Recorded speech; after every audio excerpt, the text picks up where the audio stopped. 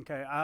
Basically, I was just going to talk about how to watch a swim meet as a parent because it is frustrating. I'm a swim parent also. I have two kids. One who's graduated, went through swimming. Another who's a junior at New Trier here. So she's swimming. She's actually just getting back from a meet right now. But basically, what I'd like to talk about a little bit more than anything else is kind of being aware as a parent, the pitfalls and the high points and low points of watching swimming. Because again, it's like any other sport. You have no control over it while you're watching. But the other thing too is that a lot of times it's easy to see that the swimmers have, total control. It's not like football where if you're playing a better team, it's okay to lose. If if you've got better players, things like that, it's not as subjective. It's a time. And so what I try to do, especially as the kids get younger, as the kids are younger and they go through the program, time means really very little in their total development as they come up through a program. It really is about the skill acquisitions. And so when we're talking about what's important, a lot of times my biggest advice, and if you take anything away from today, is when your swimmer comes up to you after a race, the easiest thing to say and probably the most appropriate is, what did the coach say? Because that gives you a jumping off point. You may have your own opinions, like, hey, I saw this and I saw that, and this was horrible and that was horrible. But at the same time, the coach telling you something, then you can kind of say, okay, I saw that, and okay, what are you doing to do that better, or those sorts of things, or are you going to do it in the next race? That makes it a little bit easier and gives you I guess a more positive bend on where it all goes. Because again, when I watch swimming and when I watch any athlete, I could probably pick 20 different things that are, that they could have done better, that we would like to see them do better. But at the same time, they were probably, if the coaches are doing what we've asked them to do, they were probably given 2 or 3 things to think about during that race. I want you to think about your breathing pattern. I want you to think about kicking a lot. I want you to think about X, Y, and Z. And most of the time, the kids are judged based on that. So when a swimmer comes to me after a race and says, how did I do? Usually, even with the high school kids, the time is the last thing on my mind. It is, especially in season. At the end of the year when kids are really trying to reach their goals, the time matters.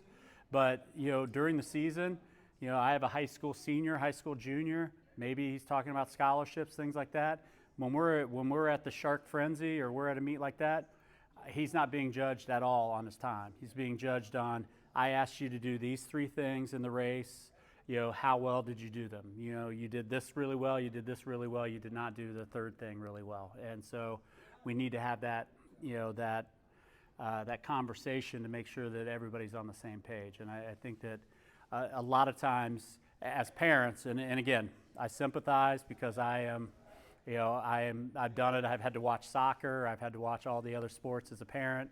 You pick up a lot of different things, but if the swimmer is only concentrated on 2 or 3 things, that's a doable concept for them. If I gave them a list of all 50 things that they needed to do a little bit better, none of them would get done. And so like I said, I always tell people to kind of be patient on that end of things. I think the other thing I talk a lot about is, from a parent standpoint, everything you say is personal. Everything you say, that is a criticism is really a lot more personal coming from a parent than it is from a coach. And so I usually tell people to let the coaches be the bad guy, and I don't mind fielding an email saying, hey, I was watching the race and these 3 things were absolutely horrible. What are you doing to fix those things? And I can relay that to an athlete and say, these 3 things were horrible. What are you doing? It means way different things coming from me than it does from a parent. And again, speaking as a parent of a swimmer, so I have to watch my own daughter's races all the time. 90% of the time, I will ask Coach Chris or Coach Jeremy, and now Joe, I will say, hey, here are the 3 or 4 things that I saw that she needs to change that I didn't like, and those guys are the ones who deliver that news. Even though I'm her main coach, we don't talk about that. And so, I even when she was younger, we used to have a deal where I would ask, do you want to hear from me as a parent or do you want to hear from me as a coach? And that worked for a while when she was younger, but then as she got older, it was, I don't want to hear from either of you. So right now. So again, I think that's where, if parents just realize what they say has way different connotations than what a coach would say. And so I think that's something important for us to look at and think about. And that doesn't mean that you can't be critical, but just, I always say, be critical of things that they have control over and things that, that they can do something about. And, and so a lot of times when we talk about effort, we talk about, attention, we talk about being ready, all of those things that kids, have innately in their control. And the other thing that I always talk about is giving them permission to be bad, to have a bad race, to not swim well, because there's a few things going on there. I use the baseball reference. If you hit a ball 30% of the time, that means you're batting 300, and you're probably going to end up in the Hall of Fame. Which the converse of that means you failed 70% of the time. And so, as athletes, that's built into the equation, that we are going to fail, we're going to do things wrong. And the biggest area where that is important is to allow the kids then to try things that are new. If they're afraid that they're going to fail, if they're afraid they're going to add time, they're not going to try the things that they need to do to get better. And so, if we're talking about a new skill that I'm asking them to do during a race, and they do it, but they add 3 seconds, whatever, that's a good swim. We'll figure out how to make it faster later. But they need to have that. They need to have that permission structure from you as parents, but also from us as coaches, that the success is doing what you planned on doing and trying to implement new things and trying to get things together, more so than it is making sure the time was what it is. It's a long season. It's a long career. They'll have plenty of times to swim fast, but a lot of times if we're only talking about time, that makes learning those skills twice as long, because they're afraid that it's going to affect their time, it's going to affect their swims and those sorts of things. And so really being able to allow that experimentation to try what's good, what works for them, what doesn't work for them. Because again, as coaches, we're trying new things. What works for one athlete doesn't work for another athlete. And so, and sometimes even when we're talking about technique, I can say things 3 different ways, and that maybe only one will connect with a kid. We talk about, like in backstroke, we talk about having your head back. And I've had athletes that I will talk until I'm blue in the face. Put your head back, put your head back, put your head back. Never dawns on them. It's all the same. And then I had a coach. She swam for me. She was an athlete for me. Came back from college and started coaching. First year coaching, walked by this kid as I was like having a complete meltdown that he still wouldn't put his head back. And she just goes, "Lift your chin."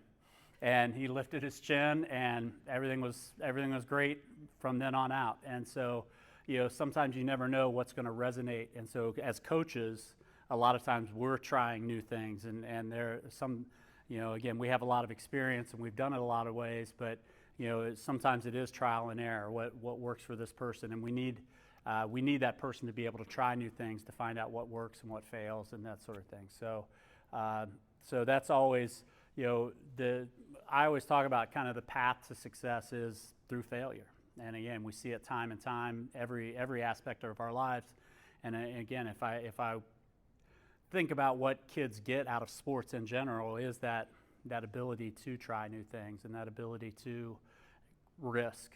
And so I think that part is very important as we watch. And the last thing, as far as kind of the mental outlook for athletes that I like to talk about is kind of the courage that's built into swimming, more so than other sports. And I think that one of the things that I'm always impressed by with swimmers over other athletes is the vulnerability that they kind of subject themselves to. And so what I mean by that is, when they're swimming their race, they are by themselves. There's no teammate to count on. There's no one's going to help them out. No one's going to pass them the ball. No one's going to take the ball. If they get in trouble, it's them. And so, that self-reliance that they have to have to be able to perform is important. Okay, and it's something for them to be proud of. And I think you add a layer to that is they have to do it in a swimsuit.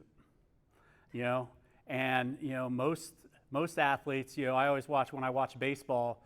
Someone makes a bad play, the first thing they do is pull their hat down over their eyes and hide themselves a little bit, and just kind of they're embarrassed. Or you have a football player kind of pulls his helmet down and kind of goes into the huddle.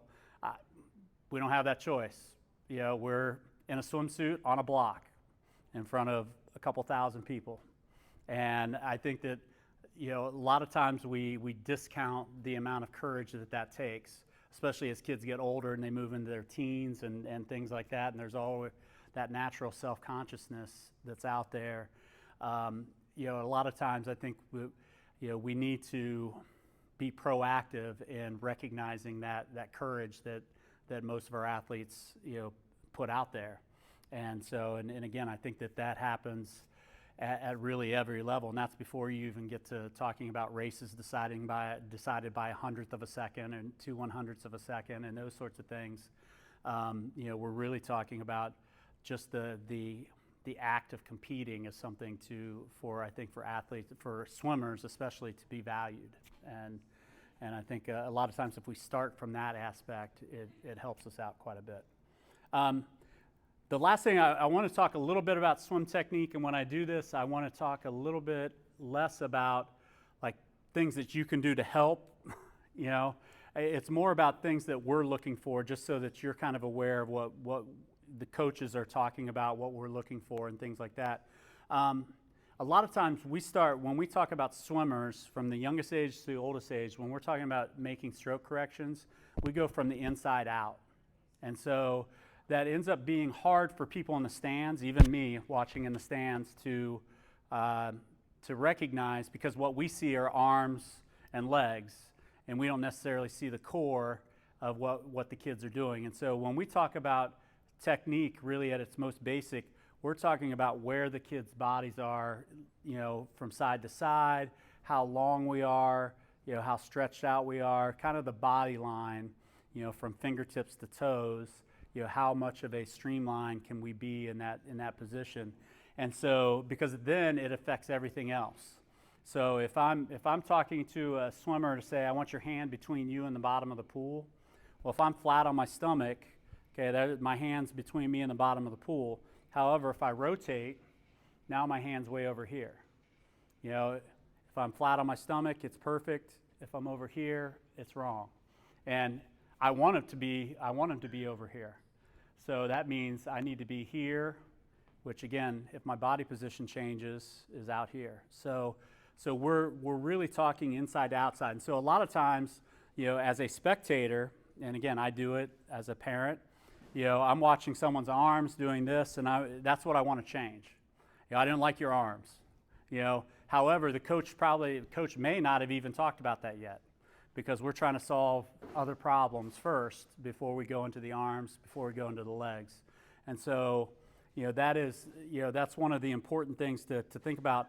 And it's also one of the important things, I think, if you have, hey, I'm seeing this, shoot an email to the coach and say, hey, because again, you have to watch it, and sometimes that's not fun to watch.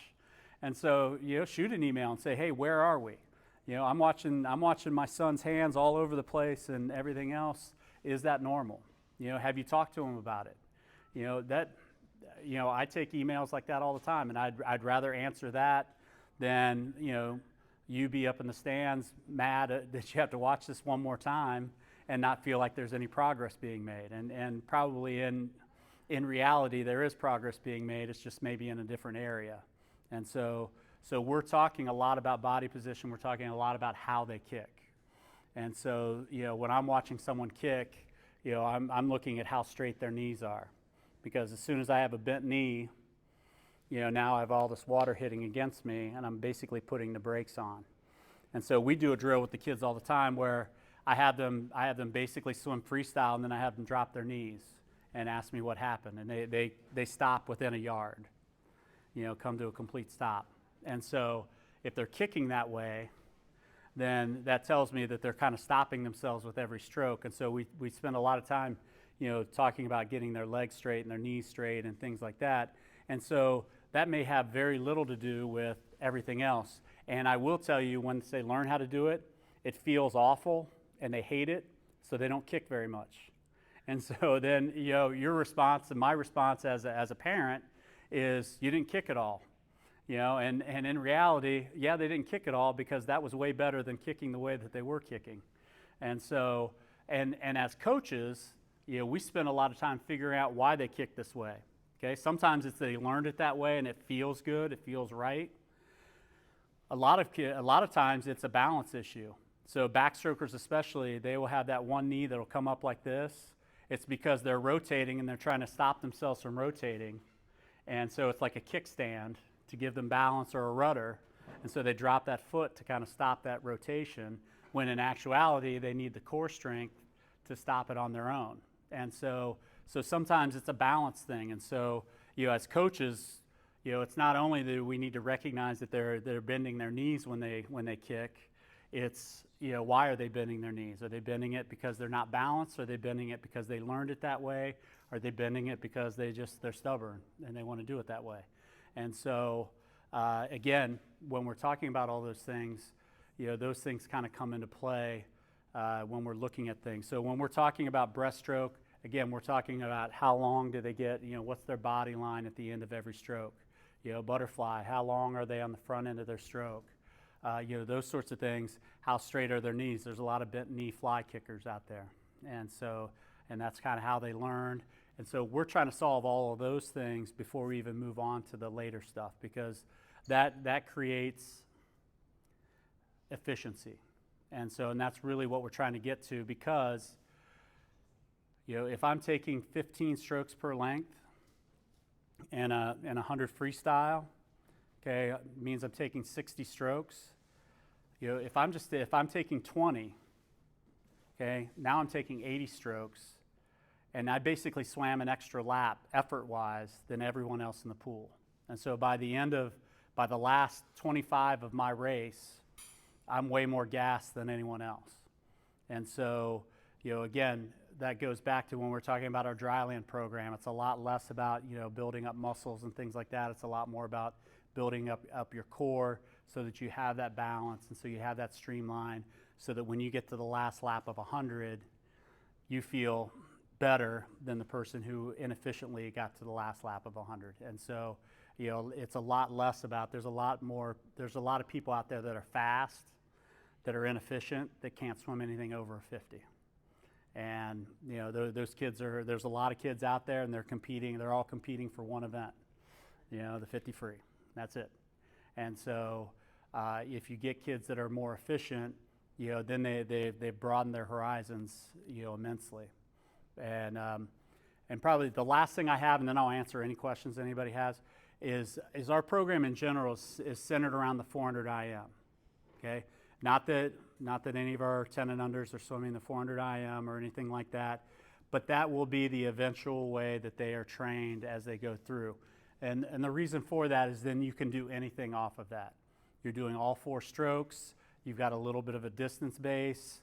You're in shape.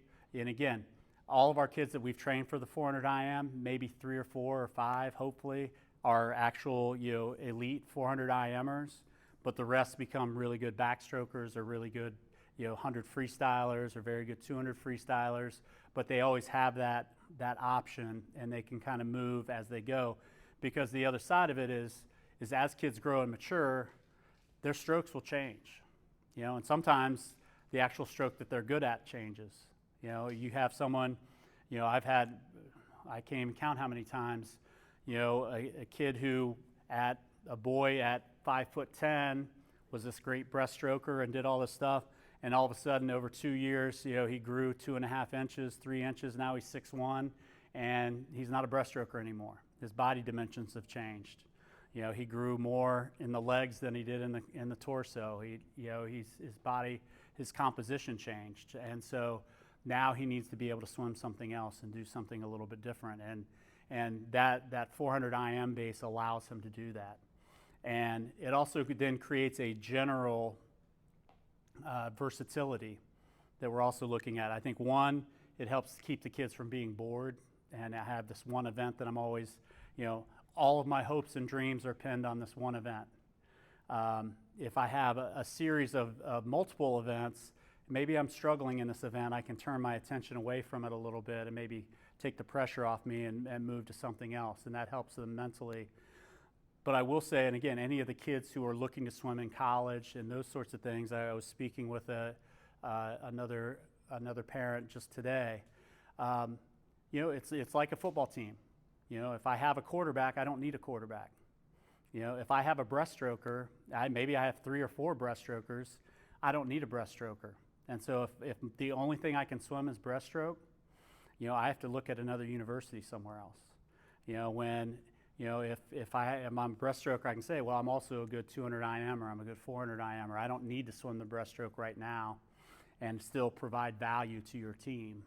Whether it's in the IMs or in relays or anything like that, that again broadens your ability to be recruited, to have opportunities to swim, even if you're not recruited, have opportunities to walk on at different universities and swim at different colleges, regardless of the level, Division III, Division II, Division I. Having that ability to adapt to what the need is out there is also very important. So that's all I have. I'm just going to answer questions if you guys have anything in particular. I have one question. Oh, absolutely. Coming from, this is our first short course season, and my daughter's a Silver 2 swimmer. Participated in several meets, but still has this little pre-race jitters. So Yep. Yeah, not a technique question, but Sure. any thoughts in terms of how to manage that? I mean, the idea of like some of that is good because you can channel it into the race. But, obviously you don't want to be too anxious. I don't know what the philosophy is. Right. Advice on that. Yeah, I mean, I think that there's a few things. I think one, it is training yourself, how to race and the mindset that you need to be in. And so some of it is practice, and we are going to talk about that as a team. That's going to be some of our Tuesday tips and things like that as we move through. But I always tell people, nervous and excited are the exact same thing physically. Okay, being nervous and being excited there's no difference, other than the nervous person is expecting something bad to happen, the excited person is expecting something good to happen. So if at Christmas I'm expecting a lump of coal, I'm nervous. If I'm expecting a new bike, I'm excited. And so I think that's a lot of times just getting the athletes to think about what could happen that's positive versus what could happen that's not. I think the other side of it is making sure that their expectations and the things that they're thinking about are things that they have control over. And that's where that final time comes in, where a lot of times with the older kids it's a little bit different, but with the younger kids I don't like setting time goals because it creates a separation between the time and what it took to get the time. And so, and that goes in with your confidence too, is if I'm just saying, hey, I got to break a minute, then I'm expecting, it's almost like a lottery. I hope 59.9 comes up, and that creates a little bit of anxiety. Whereas if you're focused in on, I'm going to take 5 kicks off the wall, every time. You know what? I'm going to really pick up my kick on the last 25 because that's what the coach told me to do. Those sorts of things are things that they can do, even if they fall short. There's like I have some control over that, and so that's where. And again, just in a macro sense, we kind of talked about a lot of stuff where, like, almost the textbook definition of depression is a lack of control over your situation. And again, not that that person's depressed, but in a swimming standpoint, it has that effect on you if you're focused on things that you don't have control over, and you're trying to, trying to push that stone up the mountain. It ends up being fairly demoralizing. Whereas if you're thinking about things you can do, and then the last thing, I always have kids, and it's unnatural. It's unnatural for kids because we always teach our kids to be humble, and teach them to, do all that stuff. You need to be your own hype man, when you're behind the blocks. You need to, and I always have people, we even do it in practice where we'll do 25s, and after a 25, we'll say the most positive thing about ourselves afterward, about their racing. And so, and it's something that they can measure. It's something, so, it might be, I've been to more practices than I've ever been before. We've got one of the high school girls, we do a set all the time, and her coach at Loyola had them do that same set, and she did better on that set than she's ever done before. And so that was, that was part of her, we talked about it with her, that was part of her checklist that she needed to talk about behind the blocks of, I'm in way better shape than I've ever been. My kick's way better. It doesn't even matter what it is. Sometimes it could be, I slept awesome last night, but come up with 3 or 4 things to talk about why you're going to do well versus just focus on what bad could happen. And so, and then that goes back to the parenting side of things too, is that, they need to kind of feel safe that, if things do go wrong, it doesn't affect how you guys feel, about them. And I could talk for days about, what the miscues that kids have about their parents. And I will just use one. I had an athlete who we were at a national competition, swam, did well, but not great. And he made a mistake. He was the fastest person at the first 50 of a 100 fly by a substantial amount, and basically died and had a hard time finishing. I placed probably 15th or, in the 15th, 17th, somewhere around in there. And so a lot of people passed him on the last lap. And touched the wall. It was a good time, but he came over and he was dejected. And I said, Eric, what's the problem? Why are you so upset? I said, it was the best time. You made finals. Everything's okay.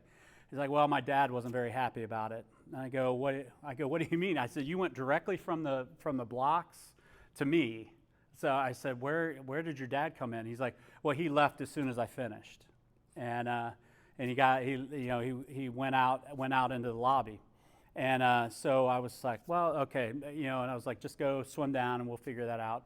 And so after the session, his dad was in the lobby, and he was like, that was a great swim. He goes, I can't believe he got back at night and everything else. And I said, well, Dan, he feels like you really didn't like his swim. And I said, he's kind of upset that you were disappointed in how he swam. He's like, why does he think that? And I said, well, you left right after he touched the wall. He goes, it is 105 degrees in this pool right now. He goes, I'm watching my son swim, and then I'm going outside. And he goes, that's the only reason I left. He goes, I'm not spending any more time in this heat box than I have to. And I said, then you need to talk to him and tell him that he did a good job, because there's nothing I can do as a coach that's going to tell him that. And so, that, again, it goes back to, the parents have just this huge role in this partnership between the coaches, the parents, and the athlete to help the athletes reach their potential. And sometimes it's not natural in what goes through a kid's head versus what goes through, an adult's head. And so I think sometimes that's important to just make sure that they're working on the things that they can do to get better. So. I have a question. How do we handle with the children, whenever they drop the time? I know you said that the time is not important, but for a 10 years old, it is important because they are looking too at the time, Sure. And then they keep dropping the time, and then they have a flat, for 6 months, Yep. 9 months, the same level, they get stuck there, and then they drop another 3 seconds or 4 seconds. Right. At the end of it. So how, as a parent, how can we handle that? I think 2 things. One, they are going to get frustrated, and again, they're athletes. Even at 10 years old, they're athletes and want to do better, And that's the whole reason why they're probably going to be successful in the long run, is that it does make them upset. It's not easy. And again, I've gone through that as a parent and as a coach. But I think you need to, one, it is easy for me to say times don't matter and all that kind of stuff. But I think you also need to direct them to what they are doing well. Like, this is going well, this is going well, this is going well. And I would say also maybe redirect them to, what else can you be doing? Like, you're struggling and you're 50 free right now. Let's look at your 50 back or your 50 breast or your 50 fly. And that's not a cop-out to say, hey, I'm struggling in this event, I'm just not going to do it anymore. It really is, let's reset, let's take a step back and do that. With 10 and unders, it is horrible because, and I will say that even as a coach, because their attention span is so limited and all over the place that, I've had 10 and unders add time because they were waving at their grandmother, behind the blocks or forgot their goggles or forgot this or, didn't do this. Or, I've had athletes that, I didn't do a turn on the last 25 because I was tired, and again, and they've done a turn on the last 25, every meet for the last 5 meets. And so with 10 and unders, it is difficult, but I think that we are trying with our 10 and unders especially to redefine what success is. And I think that we need to do, even as coaches, a better job of recognizing that stuff, because right now we are recognizing predominantly times. If you get a regional cut, we put your name on the website. If you get a state cut, you get your name, on social media and all that kind of stuff. But I think especially at those younger age groups, having kids that are streamlining well, that are swimming, that are making changes in their strokes, at practice, those things we probably need to do a better job of recognizing. And probably at this point, until we figure it out, that probably falls on the parents, because it is hard to recognize good streamlines out of a group of 40, a group of 30, and figure out a way to quantify that someone else doesn't say, well, my streamlines were okay too. And so I think that's an area that we'll probably, in the meantime, try to pawn off on parents, to be perfectly honest, because I think that is, with our younger kids, that is something that is way more, determines way more about their long-term success than what their time is at 10 and under. One of the things when I was coaching in Cincinnati, it was frustrating at times, but I think in the long run I took pride in it. We won the High Point Award for every age group except 10 and unders. And so a lot of times we wouldn't win any kind of awards for our 10 and unders at the state championships because we were focused on their stroke technique and we were focused on doing things correctly, that by the time they were 11 and 12, we were the best 11 and 12 group in the state, and we were the best 13-14 group in the state, and those sorts of things were important to us.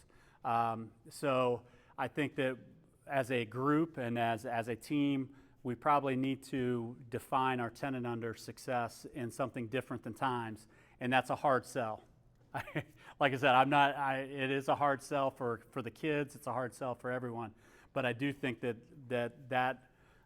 in the long term really is just not a determining factor on whether they're going to be good as 11 and 12 or 13, 14s or high school swimmers. So I know I didn't answer your question other than that I don't have a good answer, other than it is, it's something that I like the fact that it makes them upset, that they want to be better, but at the same time, they also need to realize we're going to take like 3 steps back, we're going to fail every once in a while. And again, going back to baseball, since baseball season's almost over, it's like a hitting slump. It doesn't mean that anybody's not going to be in the starting lineup, doesn't mean that they're not going to have a great season. They're going to have 10 games where they're not playing very well. And I think that's, swimmers are not immune to that. So, yep, thank you.